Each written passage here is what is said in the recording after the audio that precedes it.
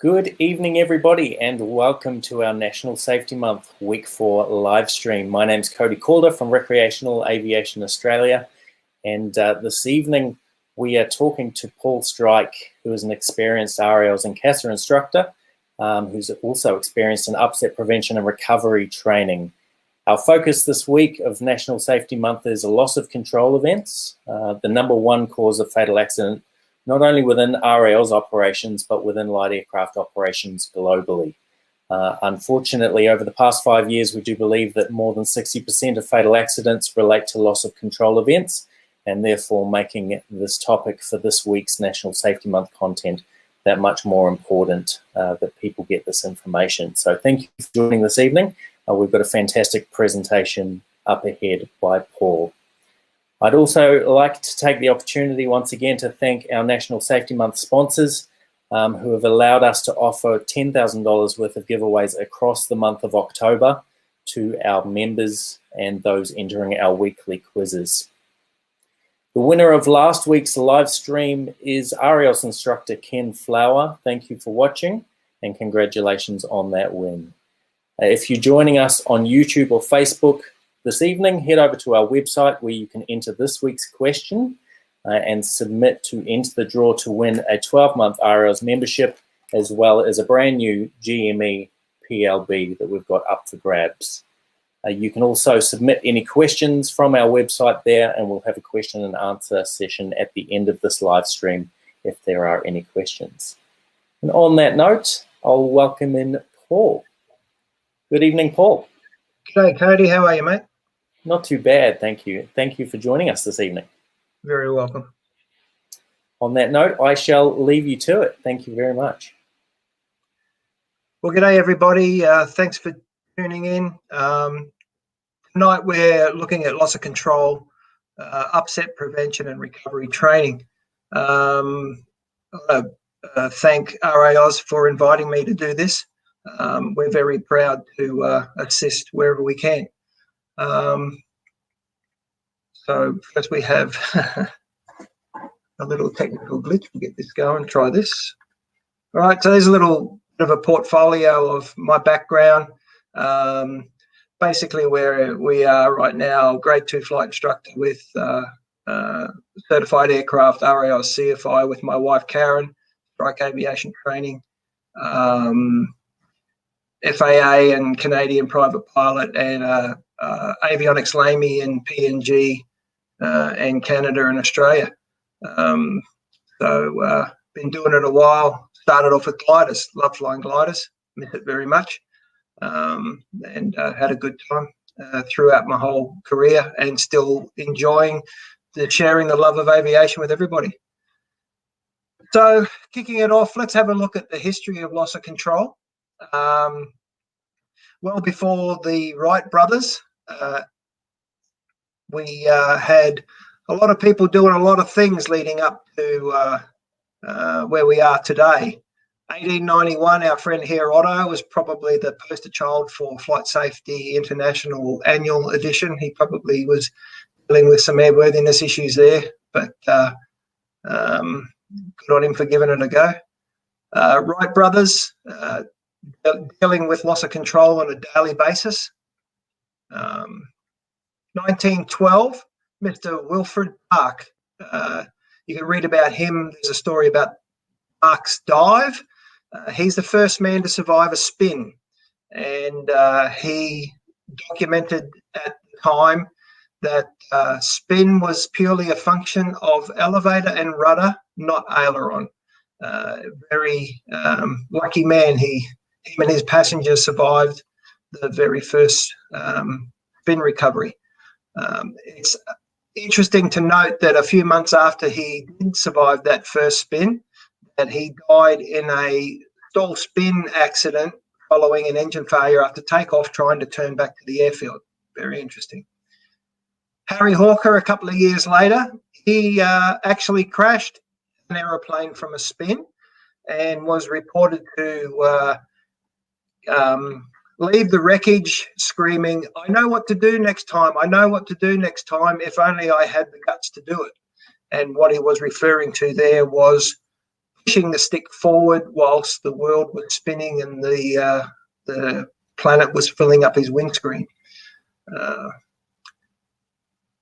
In 1943, the US Navy made a training video about stalling and spinning, and we'll be talking a little bit more about the content of that throughout the presentation. 2009, Air France 447, loss of control from an aircraft systems failure. And 2017, DA-40 training flight, loss of control, spin, fatal accident, whilst performing spinning activities in an aircraft not certified for fully developed spin. Where does it go from here? Well, we need to do some work on that. So loss of control tonight, we're going to be talking about stall spins and spirals and runway loss of controls. That's what we've been requested to provide the content on. So what is loss of control? What's the definition of it? ICAO in 2014 produced a document 111, which basically talked about the categorization of accidents and incidents into a group resulting from a deviation from the intended flight path. And we'll talk about that a little bit later. Contributing factors to loss of control. Loss of control accidents happen due to aeroplane systems, environmental conditions, pilot human-induced, or any combination of these three factors. So when we talk about aeroplane system problems, engine failure after takeoff, flight control problems, maybe maintenance was carried out and a duplicate inspection was not carried out on the flight controls and ailerons were reversed, or the trim operated in a reverse condition. Instrumentation failures, Air France 447, and a bunch of other things, navigation systems, auto flight problems, technology going awry. Environmental, inadvertent IMC, density, altitude, takeoff and landing performance, and pilot induced. Failure to upset, failure to identify an upset, failure to address the upset condition, appropriate recovery distractions such as technology again, inadequate training, inadequate understanding, or any combination of such. Now, nobody should really die from an engine failure. It's the pilot response from a abnormality, system, environmental, that causes the problem. So we're talking here about application of improper procedures or control inputs, flight crew members becoming disoriented. Distraction is a big one. Playing with the EFIS or the iPad, even something as simple as your headset cable getting in the way, it can distract you from what you're doing is flying the aeroplane. Specific or general competency, if you get an upgrade on your aircraft from steam-driven instruments to EFIS, you need to take the training to learn more about it. Sitting in the aeroplane and figuring out what buttons do what is not the place to be doing it. So why is it important? Well, in the USA, during a 10-year period, loss of control was 47% of the fatal aircraft crashes across all operation types. Business flying, loss of control, top of the tree. Instructional flying, top of the tree. Personal flying. It's interesting to note, though, that the US group light sport aircraft and certified aircraft in their numbers. They don't differentiate between the two. And as Cody said earlier, RAAus records show that more than 60% of fatal accidents in the last 5 years were likely due to a loss of control event. So with the majority of fatal accidents due to loss of control, you'd think it'd make sense that training be focused around mitigating these risks and deal with any upset conditions. But unfortunately, regulators across the world are yet to mandate training where it needs to be. ICAO has issued that document 111 to give us guidance. However, it's written for transport category aircraft at altitude, and people who have taken an interest in teaching people upset recovery at the grassroots level have through the document and taken out the relevant pieces and together some really good training packages. It's important that we work together to make this mainstream, and we'll talk more about that as the presentation goes on. So one of the things that RAAus wanted us to cover was RAAus aircraft more susceptible. I personally think aviation is missing out on an opportunity to allow people to learn to fly aeroplanes more efficiently, because the aircraft are more demanding to operate and less forgiving of mishandling. And that's because the aircraft typically don't have the design features to reduce things like adverse yaw. The Cessna, the old adage of, you've been flying a Cessna, they're not footrest down there, mate. They're rudder pedals, you need to use them. High drag, low inertia, when you start talking about aircraft like drifters and thrusters and lower performance envelope. We've had a 27,000 hour Fokker 100 pilot come to fly with us, and apart from learning to get his butt closer to the ground, he was having trouble grasping the small range, or the small operating range of the aeroplane. And that leads to the misconception of ease. We've also had people who think that RAAus aircraft are toys. I can fly bigger aeroplanes, so these things will be a snap. We taught those guys out pretty quick, and they turned out to have a bit of an attitude adjustment. Currency versus competency is a very important thing. A lot of people who fly recreation aeroplanes and even GA aeroplanes, certified aeroplanes, don't fly as often as they'd like to. So that itself is a problem, which we'll talk about a little bit later. When does loss of control happen? Loss of control happens in these flight phases. This is what the statistics tell us. And top of the tree there is the approach phase. Typically, unfortunately, the base to final turn. And then the next one down is manoeuvring. Now, manoeuvring is actually turning, and that's where the base to final turn culminates in that as well. It can also happen at cruise at 5,000 feet. Turning can be a problem. And so there's a whole splattering of different places where it can happen. So we'll just look at runway loss of control to start off with, takeoff and landing. Contributing factors, failure to maintain a positive directional control. Now, this is inappropriate use of rudder to combat tags. Now, tags is torque of the engine, asymmetric blade, gyroscopic effect, and slipstream. And everybody, I'm sure, has had the experience where the instructor's sitting in the seat, and as you're going around or you're taking off, the instructor's going, right rudder, more right rudder, even more right rudder, come on, more right rudder. It's a thing that everybody hears. But appropriate use of rudder in consideration of wind direction, if we've got a strong crosswind from the right-hand side, we might not need right rudder, we might need left rudder. So there's a lot of considerations there, but it's one of the important contributing factors. Continuing operations beyond the aircraft limitations.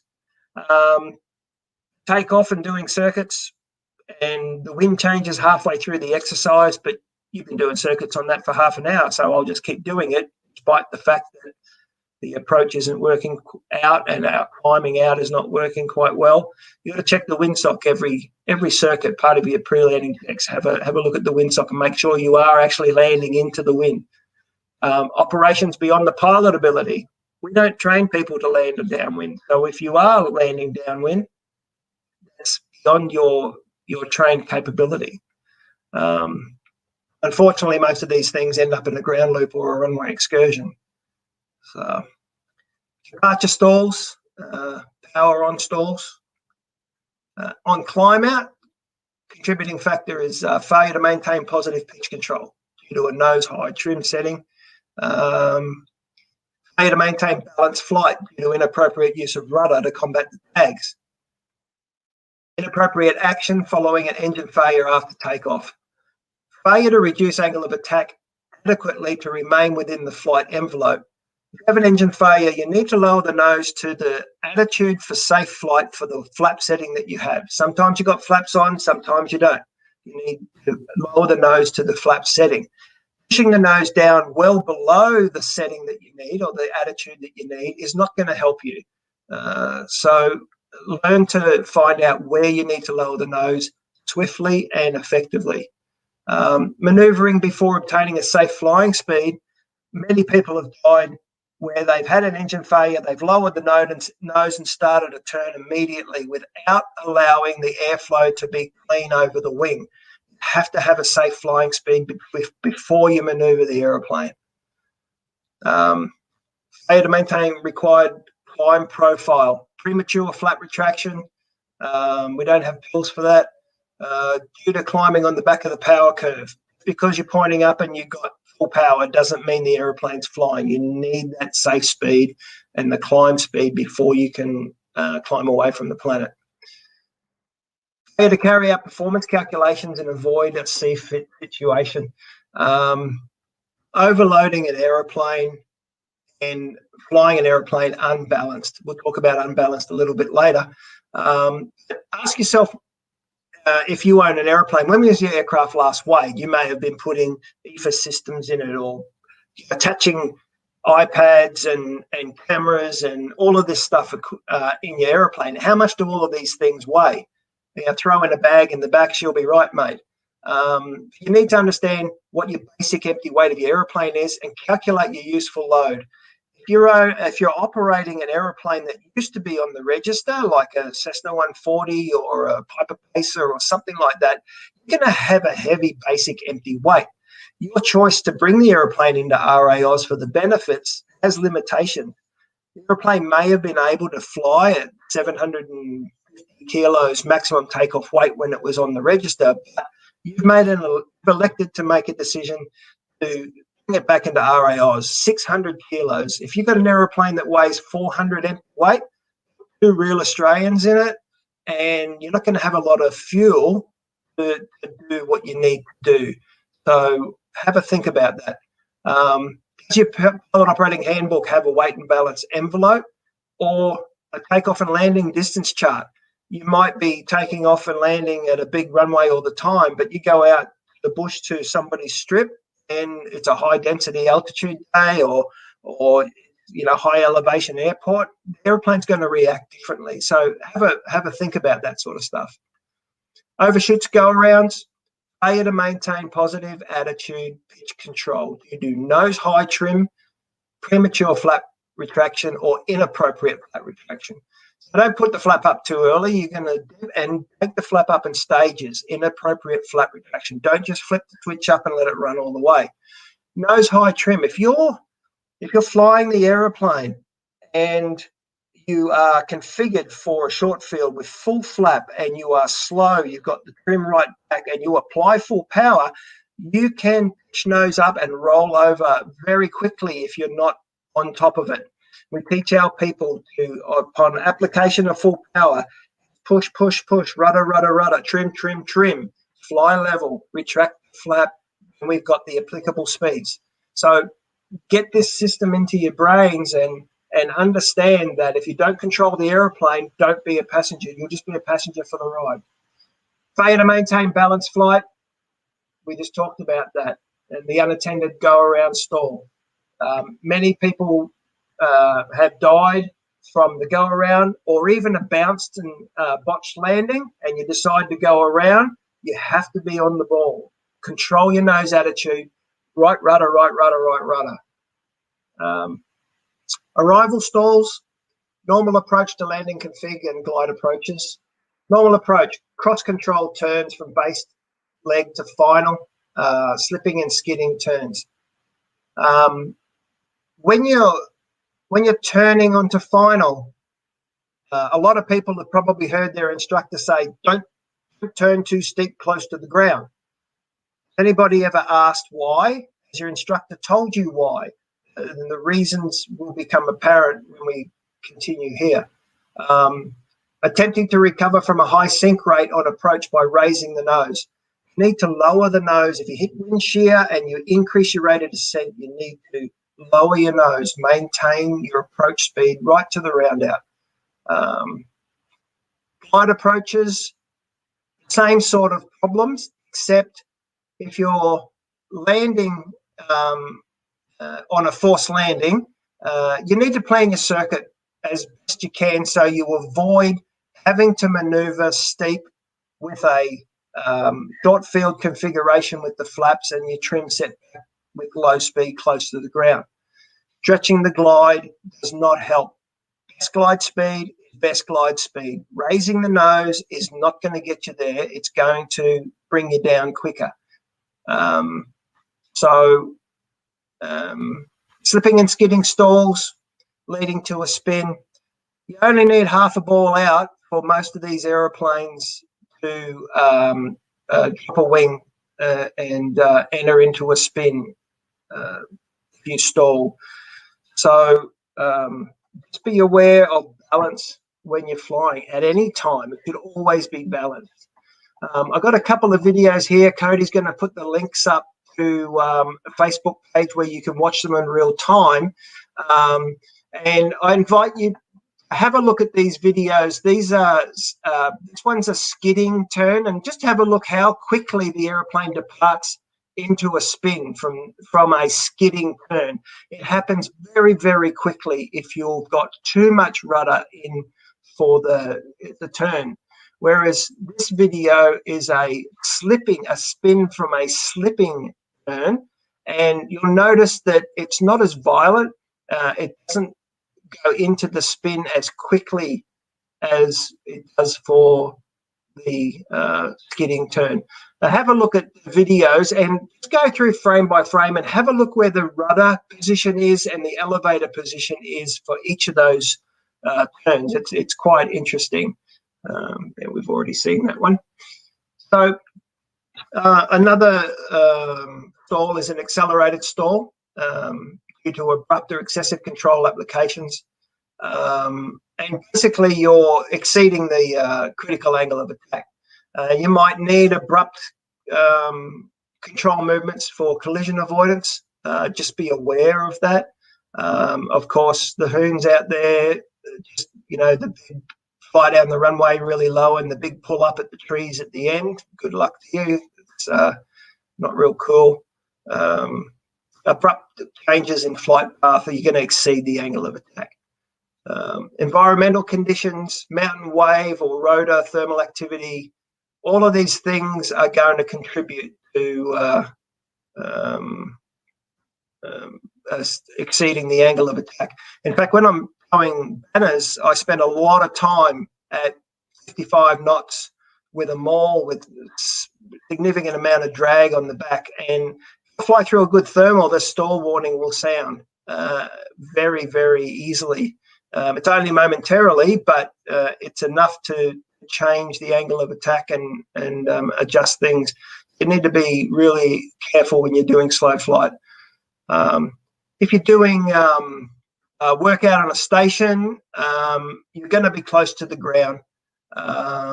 Excessive application of flight controls is going to be a problem. Slipping and skidding, just practice keeping that ball in the middle. You don't have height. Anything below 1,000 feet or even 2,000 feet is just asking for trouble. Now, moose stall and a whale stall, these are real things. Google it. It's a phenomenon that kills people. We had one of our customers rent the 172 to take some friends whale watching. They all walked in with their cameras, and I took the pilot aside and I said, listen, man, you're the pilot, they're the photographers. You look at their pictures later, you make sure you fly the airplane, don't get distracted by looking at the ground and losing your attitude and being unbalanced. We had a bit of a chat about it. These are real things. So what is an upset? We'll get into the nuts and bolts now. What is an upset? An upset is where the aeroplane unintentionally pitches 25 degrees up, 10 degrees nose down, or your bank angle exceeds 45 degrees, or you have inappropriate airspeeds within that box. Now, this is a definition that RAAus has come up with, and it's really a little bit hard to grasp from those numbers to get a picture. So we've done this here for you to help out. We've got our aeroplanes flying along, and we've got the blue stuff and the brown stuff in the right way around. And we're going to put some axes on here. So an aeroplane, any aeroplane, whether it be RAAus, registered aeroplane, anything, is able to pitch nose up, nose down 90 degrees. It's also able to roll left and right 180 degrees. So when we place the definition of an upset into that, that's what we're looking at. The entire graph is the capability of the aeroplane, and RAAus has determined that if you go outside of that box unintentionally, you have an upset situation. Now, as part of our training for RAAus and registered aeroplanes, this red box determines or designates the training envelope. We are taught to fly aeroplanes up to 60 degrees angle of bank, 25 degrees nose up, 10 degrees nose down. That's what we're taught to fly in. However, if it's only 11% of the entire capability of the aeroplane. So if we get the aeroplane unintentionally or even intentionally, I'm just going to go outside the box and have a bit of fun, and you don't know how to recover from these upset situations, you're going to be in trouble. Now, if in some of these instances, application of the controls will work backwards from what you're normally used to, depending on the situation. So it's very important that we know what to do if we get outside of that. We've been talking a lot about stalls, accelerated stalls, departure stalls, arrival stalls. So is it just a stall that's an upset? Well, no, it's not. Not all aeroplane upsets involve an aerodynamic stall. An intentional stall is a form of upset. But if you do get an upset involving a stall, the first thing you've got to do is address the stall. You need to lower the nose and fly the aeroplane and then recover from the upset situation. That's the primary. So what else do we need to know about upset recovery training? Well, I'll tell you what upset recovery training is not. Upset recovery training is not aerobatics. You don't come to do upset recovery training to do loops, rolls, stall turns, inverted flight. That's not what it's about. What we're doing here is we're talking about the prevention, what to look for to raise your awareness so that you don't get into a situation. What are the threats and what situations are going to get you there? How to avoid them. Early indication, pilot uses his superior skills and superior judgment. Pilot uses his superior judgment to avoid the use of his superior skills. That's what we're talking about there. But if you do get yourself in a situation, you will learn how to do the recovery, to return the aeroplane to safe flight parameters. The New Zealand CAA has a pretty good document on spins, and it says there on page 20, have a chance at recovery, the pilot must immediately recognise the spin and its direction, know exactly what to do in the right order, and execute the procedure correctly the first time. Now, the problem is that we're not actually trained in spin recovery. The spin has been removed from the syllabus for many years now, and you can read all about spin recovery from the comfort of your lounge chair. But the very first time you ever experience a spin, it's a sensory overload and quite disorientating, where the planet's filling the windscreen and it's rotating sometimes quite viciously. And it's really sad to think that this is the last picture that many of the people who have had fatal accidents will see, but it can be avoided. The training process, there's classroom stuff, and this is from the RAAus document, practical training on aeroplane and flight simulator devices. That's from the RAAus document, remembering it was for transport category aircraft at altitude, but we don't have flight sim, so we won't be talking about that. UPR training should include information about aerodynamics, and we're not talking hardcore stuff here. We're talking about stuff that you would have learned in your basic training and just refreshed. It's not any test pilot stuff. Lots of things, energy management and flight path management. When you get onto the aeroplane, you're going to do slow flight, how to control G, flying without instruments, all of these things. Where is this training available? Well, remember, the regulators have not mandated the training. For certified aircraft pilots, if you the training, we give you a spinning endorsement as part of it, because people seem to want to have something to write in their logbook. But there's no regulatory requirement for upset recovery training. But that doesn't mean you shouldn't be taking it. There are many people around who have developed UPR training initiatives and systems, and a lot of them have done it on the RAAus 111 document. Full UPR training should only be delivered by specialised instructors. Instructors who are not exposed to this type of training aren't going to be able to deliver it the way that it needs to be for effectiveness. And it should be only performed in aircraft certified for intentional spinning. I'll put a little caveat there that the aircraft you do the upset recovery training in should be in the same type of flight performance as what you're used to. If you're used to flying a Cessna, or you're used to flying a Vietnam, or something that's around 90 knots or 100 knots, you want to be doing it something like a Citabria or a decathlon. Going for a ride in an extra or a Pitts is really good fun, but you're not going to get much from the as much from the training as you would, because the performance envelope is just way too fast. You can be behind the aeroplane. So that's for the full UPR training. There's ample opportunity to deliver basic UPR training principles within the current flight syllabus without the need for spin certified aircraft. Now, we do this here at Strike Aviation. The very first lesson, effects of controls, where we're teaching, showing people how to use the elevator for pitch control. As part of the handover takeover, we'll get them to use the controls to move the attitude up and down and control pitch. And what we'll do is we'll use the level attitude as a datum and ask them to raise the nose above the horizon. Now put it back to the level attitude and hold it there. Put the nose below the horizon, bring it back to the level attitude and put it there.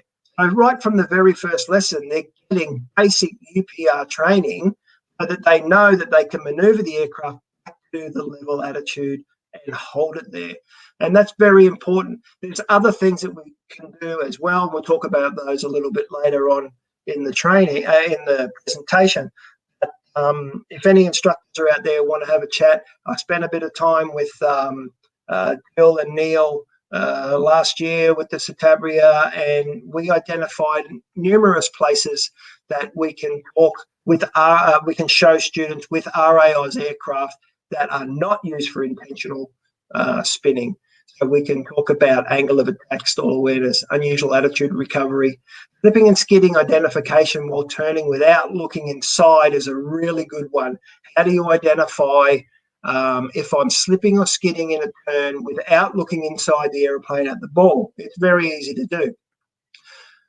So some people might be saying, oh, is there technology around that we can put in the aeroplane to help this? Well, there is. Most RAAus aircraft don't have stall warning systems in them. A lot of certified aircraft don't have stall warnings systems in them. The benefits of a stall warning system is it alerts the pilot to approaching onset of stall, and in conjunction with appropriate training can be a good tool, particularly for utility and farm operations. And that needs to be an audible alarm if you're going to be using it, low level, high angles of bank. You don't want to be looking inside for a light. You want to have an audible alarm, and it needs to be in conjunction with the appropriate training. Considerations are stall warnings have been used to deliver incorrect training. I've had a number of people come to do training, and whilst technically it's correct that they will recover the aircraft from a stall upon hearing the alarm, the stall warning, which is normally 5 knots before the actual stall, they've never actually experienced a stall. They've never gone to where the actual stall is. So they need to experience that so they know what they're talking, what they're dealing with. Can be a human factors distraction. They are expensive to acquire. On the Decathlon, a stall warning sensor on the wing costs $1,000 just for the sensor. Then you have to install it. As I said, if there's a light, if it's a visual indicator, it's attracting your attention inside the aeroplane rather than outside. Angle of attack indicators, yep, they're all the buzz. It displays angle of attack. Cool.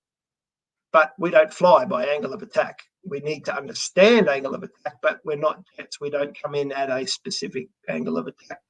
Considerations are, without understanding A of A, angle of attack is just another display. It promotes a reliance on instrumentation. The Wagstaff was invited to a National Transport Safety seminar in the USA, and they were talking all about how we can get Bluetooth devices with special glasses where we could put a head-up display in the corner of the glasses, and way when I'm turning my attention away from the dashboard in the circuit looking for other traffic, I can actually see what my angle of attack is. That was all really cool, and somebody asked Patty Wagstaff, what do you think about this technology? And she just said, yeah, that's really cool, but why don't we just teach people to fly the aeroplane? Simple as that. These things are the last line of defense. You got to look outside, fly the aeroplane. If you're building your own aeroplane, 9510, one of the really unique privileges of being a member of RAAus is that you can plan out your own aeroplane on a napkin and go and build it yourself. And it's really unique, and some people really get into that. That's really great. Home built kits, they're all great. But have a read about this in your own time about pitch test. If you build an aeroplane, don't be the test pilot unless you've done lots of test flying before on other aircraft. It's dangerous. Do your weight and balance, calculate your C or G limit, and do this pitch test before you go stalling the aeroplane. That's really, really important. Back to our friends from 1943. The quote at the beginning of the video, it's on YouTube. Have a look at it. It's really, really good. They say that in the 2 years following Pearl Harbor, more aviators were killed in stall spin accidents than killed in combat.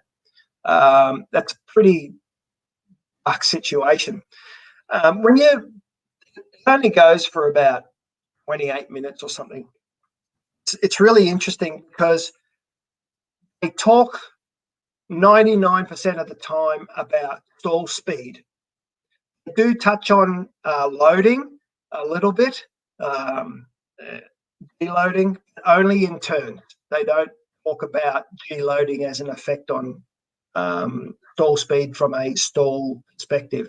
But it mentioned zero, absolutely nothing about angle of attack.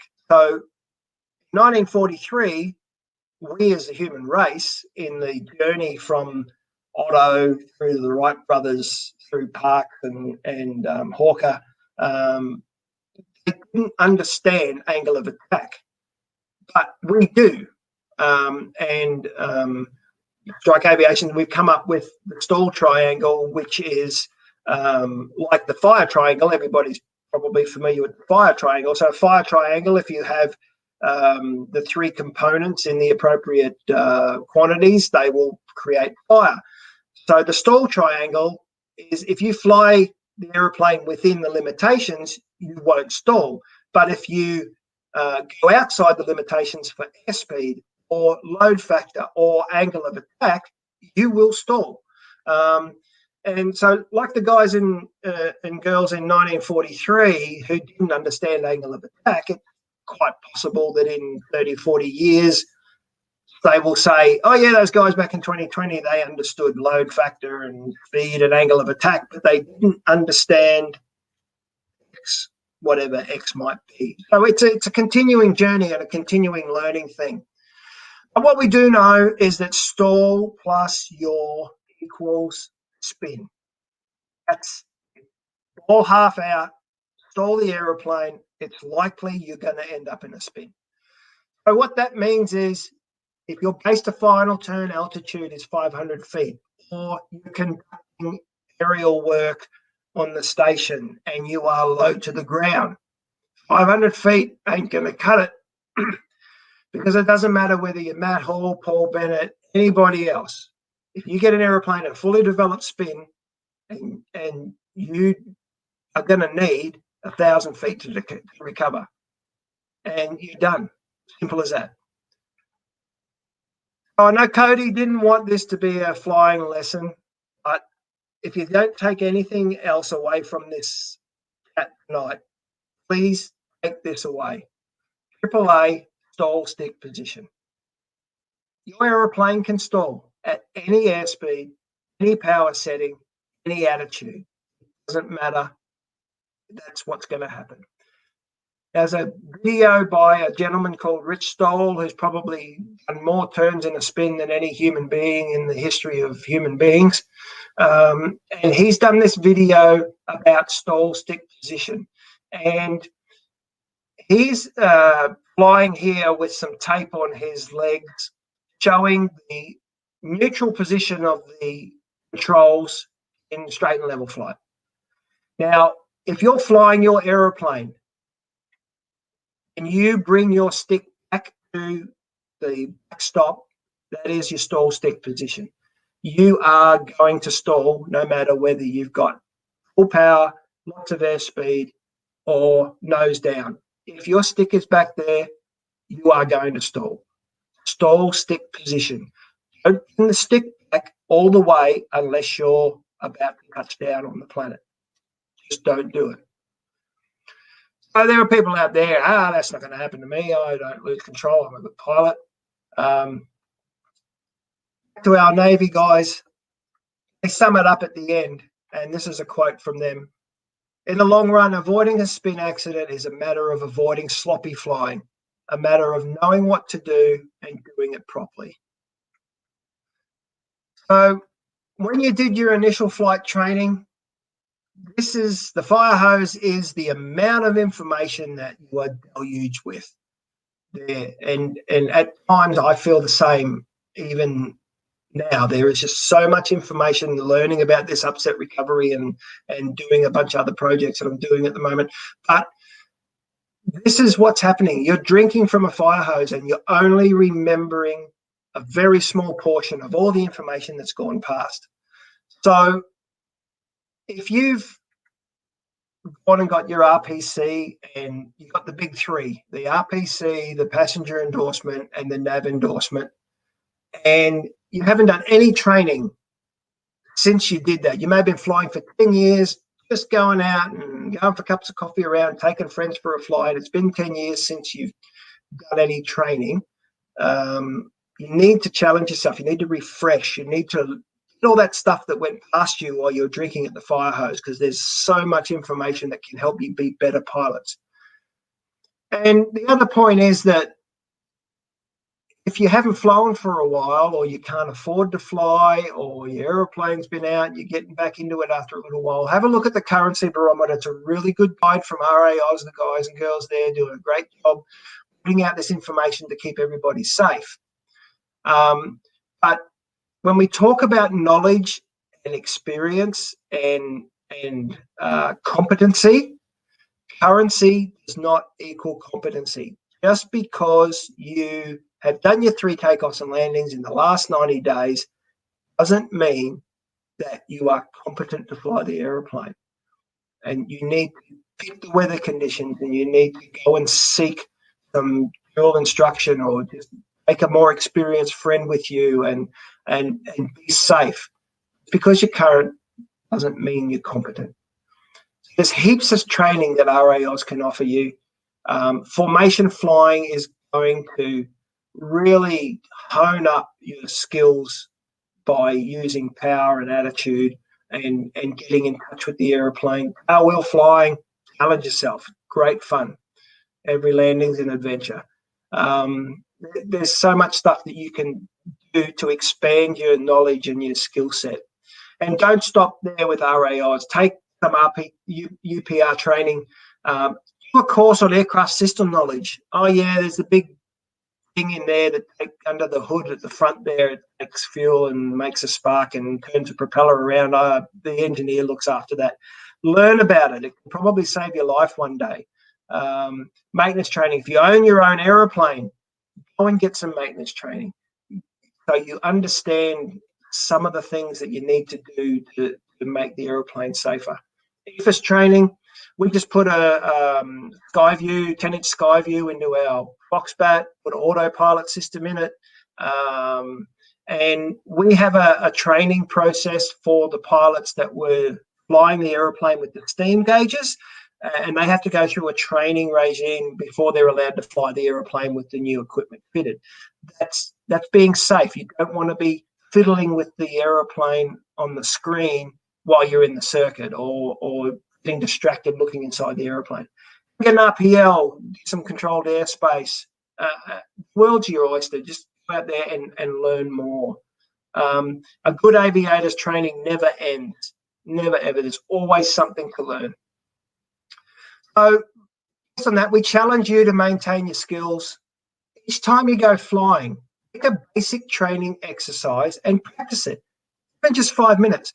Go out there and say, okay, before I head off to Joe's for coffee, I'm going to climb up to 3,000 feet, and I'm going to do 60-degree angle of bank and level turns, and I'm going to stay plus or minus 100 feet, and practice it. You'll be surprised how rusty you get. Another one is practice forced landing. Typically, there's only 3 times that people do practice forced landing. One is in their initial training and their flight test. The second might be when they got a flight review every now and again. And the third time is when they really need to do it. And that's the time you go, holy crap, I remember how to do this, but it's been so long. So glide approaches, another one. Practice a few of them, because the day you have an engine failure, that's what you're doing. So do a few of those. Don't get low and slow on the final approach and drag it in with power. Be cognizant of your approach profile. So don't wait for BFR time. We don't want any more stall spin statistics. It's a nice dream to have 0, but by far the biggest problem is a pilot's failure to fully understand the stall and recognize the onset of an upset. And we don't want people to be a stall spin statistic, and you won't be a stall spin statistic if you know how to recover from a spin, and you won't need to know how to recover from a spin if you don't stall the aeroplane out of balance. And you won't stall the aeroplane out of balance if you've got good stall identification. And you won't need to use stall identification if you just fly the aeroplane within the envelope. Don't be ignorant of the flight envelope. It's a pretty funky little chart there if you've never seen one before, but it is quite simple and it helps you understand where all the different colours on the airspeed indicator come from and how they relate to the operation of the aeroplane. So educate yourself, seek out suitably qualified instructors with the appropriate aircraft, engage in UPR training to address this ignorance. So what can UPR training save? Well, what it can save is your aeroplane, it can save you, and it can also save your friends and family. So in other words, UPR training can save everything that's dear to you. So wrapping up, 14th of November 2020, between 8 and 12 here at Strike Aviation Training, we're doing free upset recovery training introduction session where we talk about these things but in more detail. We just glossed over we want to introduce people who are interested in flying more accurately and enjoying their piloting experience in the journey. So that's pretty much it, Cody. Thank you for the opportunity. Okay, so there's a question. Why is it so important to have the skid ball centered at all times? Well, without going into the aerodynamics of it, if we have equal airflow over both wings and we stall the aeroplane, both wings are stalling at the same time. If we have one wing stall before the other, that's where we get a yawing moment, and that's how we enter into a spin. Half a ball, that's all you need out.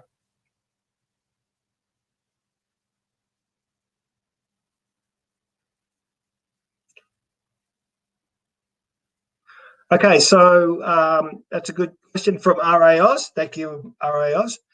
So again, without going into a flight lesson, if I am flying straight and level and I decide to do a gentle turn with a small angle of bank, I would expect to see an aeroplane rate of turn small, as opposed to if I turn the aircraft with a large angle of bank, the rate of turn would be large.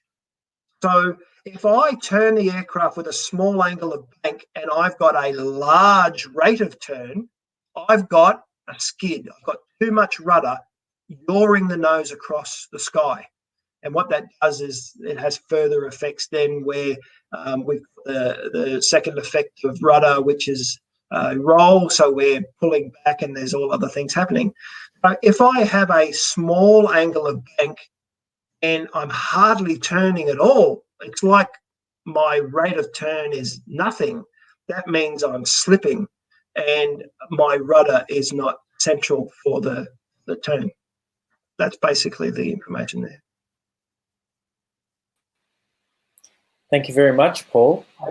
And we did have one more question, which I'll jump in with as well, which was from Paul. Is there any more prominent particular phase of flight in which we see loss of control events?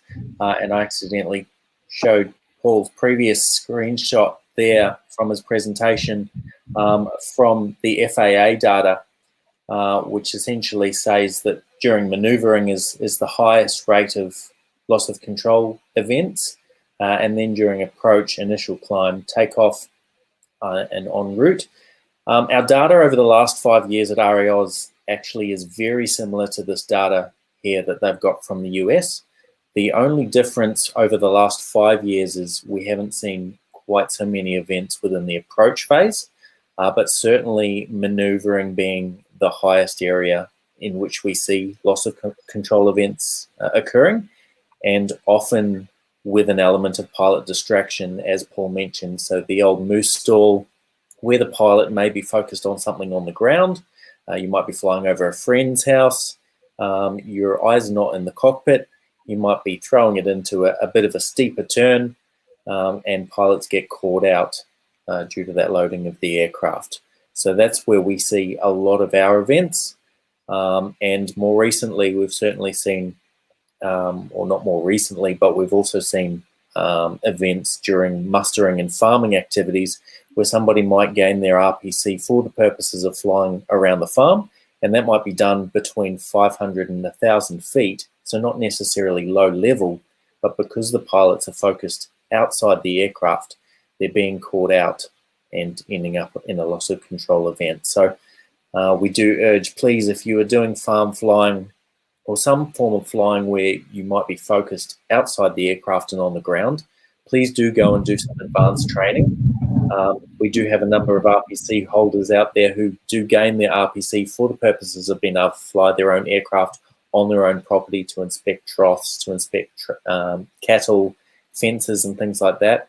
But there are some elements there involved that require higher skills. So please do go and get some additional training if that is the type of flying that you're going to be doing. And we've got utility training available for that as well. Like this chart here as well, the initial climb is where we also see a number of loss of control events, either due to pilots becoming too slow on the climb out or on that initial turn. But also we see occasionally loss of control events due to an engine failure after takeoff, where the pilot doesn't get the nose down quickly enough and end up in a stalled spin event. So I hope that answers your question there, Paul. And thank you very much for joining us, Paul, this evening. That was a fantastic presentation. A couple of other points as well. You mentioned, obviously, during your initial planning before a flight to ensure you're doing your takeoff and landing calculations and performance calculations, density, altitude calculations to ensure that you're going to have the performance expected when you take off. It is another area where we do see loss of control events. And unfortunately, occasionally where pilots may have not even elected to have used the full runway length available, and it's a hotter day, they might be operating heavier than normal, and it catches them out. But certainly, as Paul mentioned, as pilots, we never stop learning. There's always something for us to learn, and when we become complacent is often when we get caught out as well. So certainly ask your local instructor about conducting some advanced training. Even if it's at your next BFR, why not take the opportunity to expand your skills a little bit? And of course, if you're in the Caboolture area, reach out to Paul at Strike Aviation. He's got some fantastic upset recovery training there as well. So thank you very much for joining us this evening, Paul. Thank you. And on that note, this is our final week of National Safety Month. Thank you to everyone who's got involved in our month's initiatives. We have now had over 1,000 individual entries across our multiple competitions. So it's been a really great month. Thank you to everyone, and thank you, of course, to our sponsors as well for getting involved. If you haven't yet entered our 4 weeks worth of competitions, you can still go back over the past 4 weeks of content. It is all still available there. You can still enter those individual competitions. We will be announcing the final winners of our National Safety Month competitions on Wednesday next week. At the same time, we'll be holding a live stream to announce those winners. So once again, I'd like to thank our sponsors who have supported National Safety Month throughout the month of October, and thank you to everyone who has watched this evening.